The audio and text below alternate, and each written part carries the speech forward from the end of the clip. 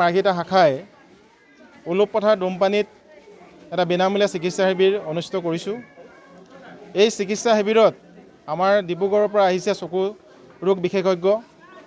হায়দৰাবাদৰ পৰা আহিছে মেডিচিন বিভাগৰ চিকিৎসক। তেখেত বৰ্তমান চেনলুক হস্পিটেলত থাকে। ইয়াৰ উপৰিও আমাৰ তিনিচুকীয়াৰ পৰা দুগৰাকী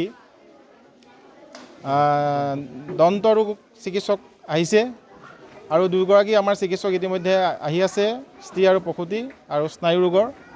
খন্তেক সময়ৰ পিছত ইয়াত উপস্থিত হ'বহি। আমি ৰেড ক্ৰছ ছ'চাইটিয়ে এটা কথা লক্ষ্য কৰিছোঁ যে গ্ৰাম্য জনসাধাৰণৰ বিভিন্ন সমস্যা আছে। সেই সমস্যাসমূহৰ ভিতৰত প্ৰথম আৰু প্ৰধান সমস্যাটো হৈছে স্বাস্থ্য বিষয়ক সমস্যা। এই সমস্যাটোৰ পৰা জনসাধাৰণক সকাহ দিবৰ বাবেই আমি ৰেড ক্ৰছ ছ'চাইটিয়ে সমগ্ৰ অসমতে বা ভাৰতবৰ্ষতে আমি এনেকুৱা ধৰণৰ ভিতৰুৱা অঞ্চলবিলাকত বিনামূলীয়া চিকিৎসা শিবিৰ আৰু সজাগতা সভা অনুষ্ঠিত কৰি আহিছোঁ। আজি তাৰ অংশস্বৰূপে আমি এই ডুমপানী অঞ্চলতো আমি এই চিকিৎসা শিবিৰ অনুষ্ঠিত কৰিছোঁ। এই চিকিৎসা শিবিৰত আমি বিনামূলীয়াকৈ ঔষধ প্ৰদান কৰিম। ইয়াৰ উপৰিও আমি চশমা যাৰ প্ৰয়োজন হয় তেওঁলোকক আমি ৰেহাই মূল্যত, পাৰিলে সম্পূৰ্ণ ৰেহাই, নোৱাৰিলে ৰেহাই মূল্যত আমি তেওঁলোকক চশমাও প্ৰদান কৰিম। আজি 7 এপ্ৰিল বিশ্ব স্বাস্থ্য দিৱস।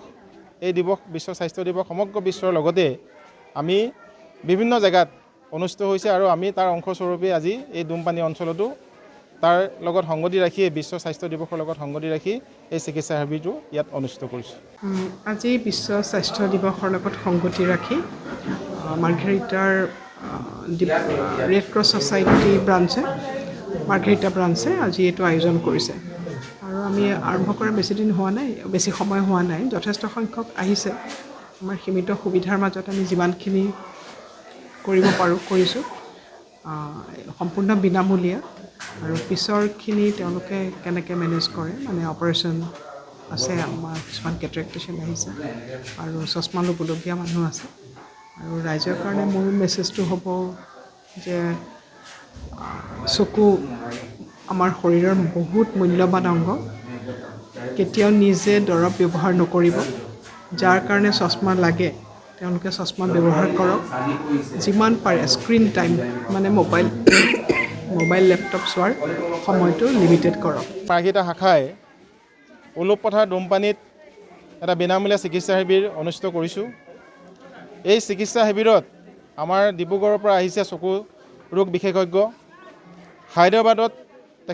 হায়দৰাবাদৰ পৰা আহিছে মেডিচিন বিভাগৰ চিকিৎসক। তেখেত বৰ্তমান চেনলুক হস্পিটেলত থাকে। ইয়াৰ উপৰিও আমাৰ তিনিচুকীয়াৰ পৰা দুগৰাকী দন্ত ৰোগ চিকিৎসক আহিছে আৰু দুগৰাকী আমাৰ চিকিৎসক ইতিমধ্যে আহি আছে স্ত্ৰী আৰু প্ৰসূতি আৰু স্নায়ু ৰোগৰ। খন্তেক সময়ৰ পিছত ইয়াত উপস্থিত হ'বহি। আমি ৰেড ক্ৰছ ছ'চাইটিয়ে এটা কথা লক্ষ্য কৰিছোঁ যে গ্ৰাম্য জনসাধাৰণৰ বিভিন্ন সমস্যা আছে। সেই সমস্যাসমূহৰ ভিতৰত প্ৰথম আৰু প্ৰধান সমস্যাটো হৈছে স্বাস্থ্য বিষয়ক সমস্যা। এই সমস্যাটোৰ পৰা জনসাধাৰণক সকাহ দিবৰ বাবেই আমি ৰেড ক্ৰছ ছ'চাইটিয়ে সমগ্ৰ অসমতে বা ভাৰতবৰ্ষতে আমি এনেকুৱা ধৰণৰ ভিতৰুৱা অঞ্চলবিলাকত বিনামূলীয়া চিকিৎসা শিবিৰ আৰু সজাগতা সভা অনুষ্ঠিত কৰি আহিছোঁ। আজি তাৰ অংশস্বৰূপে আমি এই ডুমপানী অঞ্চলতো আমি এই চিকিৎসা শিবিৰ অনুষ্ঠিত কৰিছোঁ। এই চিকিৎসা শিবিৰত আমি বিনামূলীয়াকৈ ঔষধ প্ৰদান কৰিম। ইয়াৰ উপৰিও আমি চশমা যাৰ প্ৰয়োজন হয় তেওঁলোকক আমি ৰেহাই মূল্যত, পাৰিলে সম্পূৰ্ণ ৰেহাই, নোৱাৰিলে ৰেহাই মূল্যত আমি তেওঁলোকক চশমাও প্ৰদান কৰিম। আজি 7 এপ্ৰিল বিশ্ব স্বাস্থ্য দিৱস। এই বিশ্ব স্বাস্থ্য দিৱস সমগ্ৰ বিশ্বৰ লগতে আমি বিভিন্ন জেগাত অনুষ্ঠিত হৈছে আৰু আমি তাৰ অংশস্বৰূপে আজি এই ডুমপানী অঞ্চলতো তাৰ লগত সংগতি ৰাখি বিশ্ব স্বাস্থ্য দিৱসৰ লগত সংগতি ৰাখি এই চিকিৎসা শিবিৰটো ইয়াত অনুষ্ঠিত কৰিছোঁ। যিকোনো খবৰৰ বাবে যোগাযোগ কৰক 7099017330 লগতে 7099017110 নম্বৰত।